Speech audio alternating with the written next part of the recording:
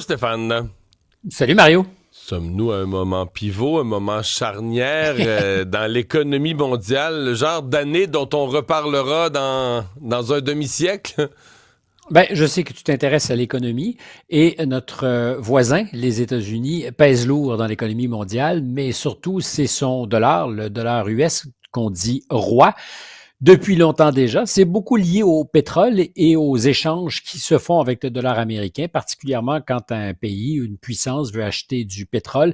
C'est normalement en dollars américains que ça se fait. Ça fait très longtemps qu'on dit que ce privilège du dollar américain est menacé, que les Américains un jour n'auront plus cette espèce d'extension de leur puissance et que des cambistes ont parié sur le fait que le dollar allait s'effondrer. Tous ceux qui l'ont fait, ils ont en général perdu leur chemise parce que le dollar américain a été résilient, fort et s'est toujours imposé. C'est la principale monnaie de réserve qu'on retrouve dans les banques centrales du monde entier. Il y en a partout, il y en a y compris chez les adversaires politiques et économiques des États-Unis. La Chine n'est pas le pire des exemples. Ils en avaient à peu près 1000 milliards de dollars américains dans leurs réserves. Ils en ont vendu au cours des derniers mois. Mais la question que tu me posais, c'est est-ce que nous allons assister à un moment pivot? Serait-il possible que ce roi dollar soit détrôné? Les 2 dernières semaines, en fait les 10 derniers jours, donnent à penser que c'est tout à fait possible. Donald Trump avait un objectif. Et sur ce front, il a réussi, c'est de faire en sorte que le dollar soit partiellement dévalué pour que les produits américains vendus à l'étranger soient davantage compétitifs. Parce qu'un dollar fort, puis c'est toujours boosté par la volonté du monde entier d'acheter des actifs en dollars américains, de la dette particulièrement, ça fait monter le dollar. Mais si tu exportes des voitures ou autre chose, ben ton produit coûte cher. Au même titre que quand tu choisis d'aller à Old Orchard passer tes vacances, ça te coûte cher parce que tu payes tout en dollars américains. Quand tu vas en Floride passer quelques semaines, sinon l'hiver pour les chanceux snowbirds, ben ça coûtait cher et ça a coûté récemment très cher parce que le dollar canadien s'est très mal comporté parce que le roi dollar ne bougeait pas.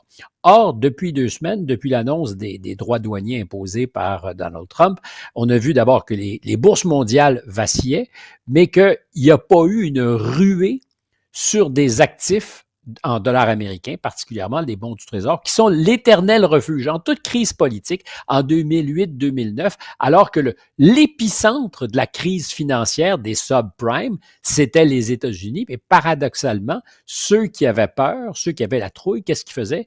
Ils achetaient des bons du Trésor parce qu'on disait, c'est le refuge, c'est l'espace où tu peux parker ton argent à l'abri de tout. Alors, je te disais, depuis 10 jours, la bonne nouvelle pour M. Trump, c'est que le dollar américain, il dévisse. Ce qui veut donc dire qu'ils ont aujourd'hui les moyens plus facilement d'exporter dans la mesure où quelqu'un voudra acheter des produits américains, peut-être de l'énergie. Ça fait partie des choses que Trump aimerait descendre dans la gorge des Européens. Il disait, on pourrait régler le contentieux avec l'Union européenne s'ils nous achetaient pour 350 milliards par année d'énergie, de gaz naturel particulièrement. Ben, il se trouve qu'aujourd'hui, ce gaz naturel coûterait aux Européens beaucoup moins cher parce que l'euro a monté, lui, de à peu près 10 en quelques jours.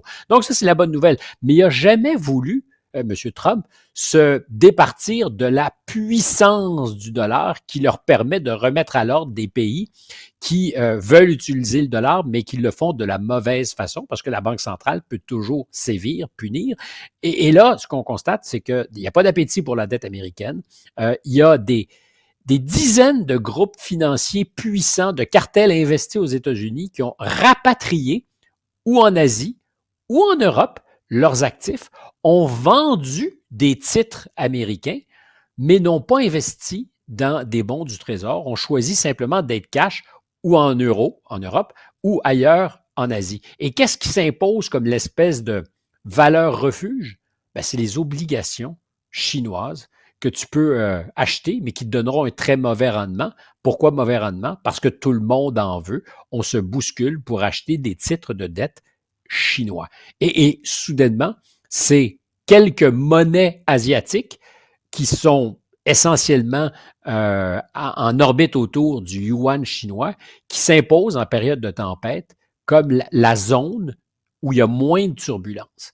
Et ça, pour les États-Unis, c'est une très, très, très mauvaise nouvelle parce que tu peux être une puissance militaire redoutable, et je reviens à l'expression que j'emploie depuis quelques jours, mais tu peux aussi être un géant au pied d'argile parce que tu es à la merci de ceux qui détiennent ta dette. Hmm. Et de Mais plus en plus, ce qu'on découvre, je termine là-dessus, c'est que ceux qui ont toujours pensé qu'on ne pouvait acheter du pétrole qu'en dollars américains, c'était le pacte officieux entre les Saoudiens et les Américains. Les Américains disaient, on va vous protéger, on va assurer votre survie stratégique, mais vous allez toujours acheter en dollars américains et imposer que les transactions sur le pétrole se fassent en dollars américains. Et là, ce qu'on constate, c'est qu'il y a plein de pays qui ne se sentent pas obligés, et les Saoudiens, qui d'ailleurs, depuis 1 an et demi, 2 ans, permettent de vendre du pétrole à la Chine en yuan, pas en dollars US. Et là, c'est un gros élément de la puissance américaine qui est malmené. Est-ce que c'est de la faute à Donald Trump?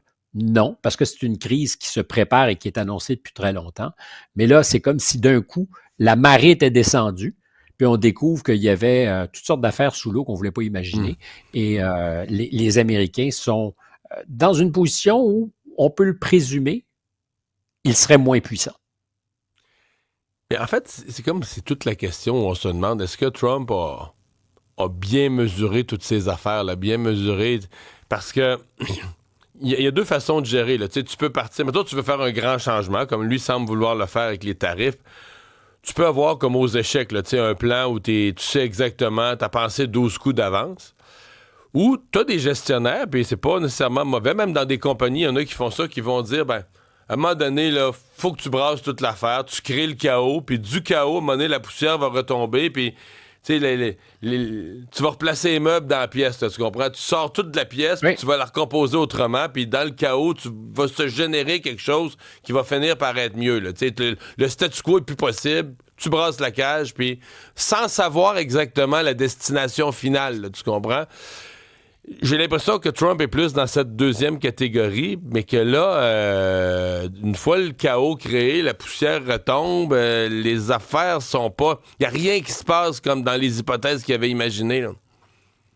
Il y a probablement peu de choses qui se passent exactement comme il l'avait imaginé. Je te le disais à l'instant, on pourra peut-être dire c'est le point de bascule dans les livres d'histoire où le roi de l'or a été déclassé. Et ça signifierait, je le répète, ça a l'air d'être comment dirais-je, accessoire parce que ce n'est que l'économie, mais l'économie, c'est la capacité d'infléchir ta volonté.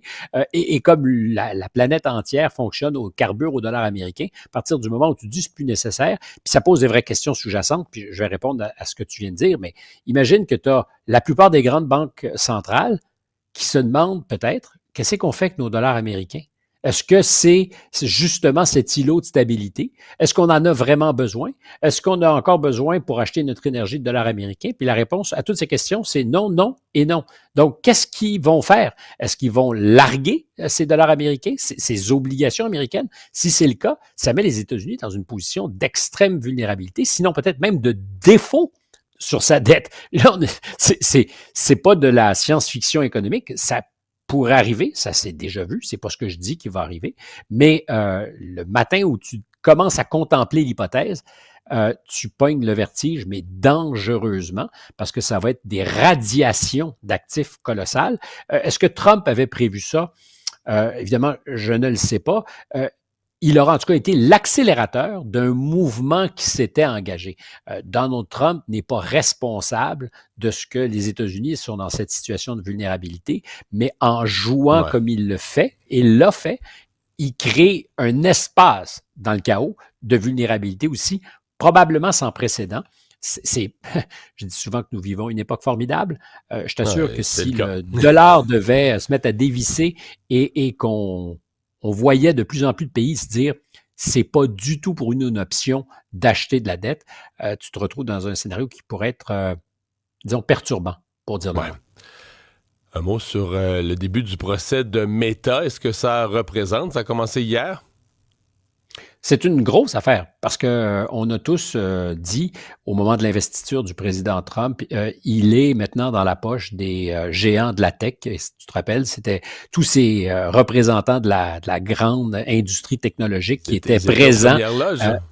aux premières loges avait payé, mais big time. On parlait d'1 million par entreprise, sinon davantage, pour les fêtes, mais aussi pour avoir le droit, le privilège d'être sous la rotonde parmi les 600 personnes qui étaient là pour écouter le président et son discours d'ailleurs assez destroy.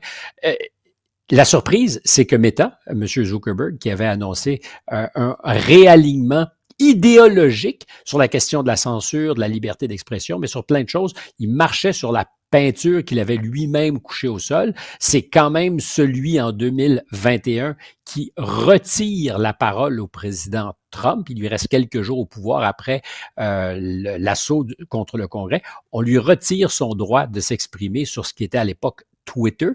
Dans un livre récemment publié, le président lui a servi mes quelques retours du bâton en disant que c'était vraiment une tentative de destruction qui avait animé Zuckerberg. Zuckerberg qui a senti peut-être la soupe chaude et qui, quelques semaines avant l'arrivée au pouvoir du président, s'était réaligné, je le dis, est aujourd'hui, comme Google l'a été au cours des derniers mois, dernières années, traîné devant les tribunaux pour des pratiques monopolistiques et apparemment tous les millions qu'il a investis, son changement de discours ne changera rien. Il y avait à l'époque de M. Biden à la FTC, la Federal Trade Commission, une jeune femme avocate dynamique, Mme Khan, qui faisait peur à tous ces géants de la tech qui se comportent comme des monopoles. Et c'est ce qu'on reproche à Zuckerberg et à Meta, qui est propriétaire de Facebook, entre autres pour avoir acheté des concurrents, WhatsApp et Instagram, pour 1 milliard dans le cas d'Instagram, 19 milliards pour WhatsApp, plutôt que d'adapter ses pratiques et de rester concurrentiel, parce que c'est un peu ce qu'on reproche à un groupe qui choisit de dire, plutôt que moi d'être meilleur, je vais acheter le concurrent parce que j'en ai les moyens et de créer des monopoles. C'est ce qu'on reprochait à Google, entre autres, avec son moteur de recherche, Chrome. Reconnu coupable, l'entreprise pourrait exploser, pourrait être forcée de vendre des portions de ce monopole pour redonner au marché de la vivacité, faire en sorte que c'est justement pas un marché d'oligarques qui contrôle à eux seuls l'ensemble du jeu. Et ça nous ramène à ce qu'était la game économique aux États-Unis à la fin du 19e, début du 20e siècle. Quelle est la plus grande entreprise à exploser après les premières lois, le Sherman Act qui avait été adopté en 1890? C'est Standard Oil de Rockefeller, qui était le vilain absolu. Ils perdent en Cour suprême en 1911. L'entreprise explose en 34 plus petites entreprises parce que ce monopole est intolérable. La FTC, la Federal Trade Commission, est créée au début du siècle justement pour livrer le combat contre les grands monopoles. Et on se disait avec Trump, c'est râpé parce qu'il est dans la poche de tous ces géants de la tech. Or, son département de la justice, avec Zuckerberg, donne pas l'impression de vouloir relâcher la pression. Extrêmement intéressant, surtout quand on sait que dans les derniers jours, il a donné apparemment un statut d'exception à Apple et quelques autres grandes entreprises sur la question des droits douaniers pour des pièces essentielles à la construction des ordinateurs et téléphones. Est-ce que ça annonçait qu'il était dans la poche, par exemple, de Tim Cook de Apple, ou au contraire, autre chose, c'est-à-dire des tarifs à venir? Pour l'instant, en tout cas, c'est sans doute une surprise un peu éberluante pour ceux qui croyaient avoir acheté la complaisance du patron.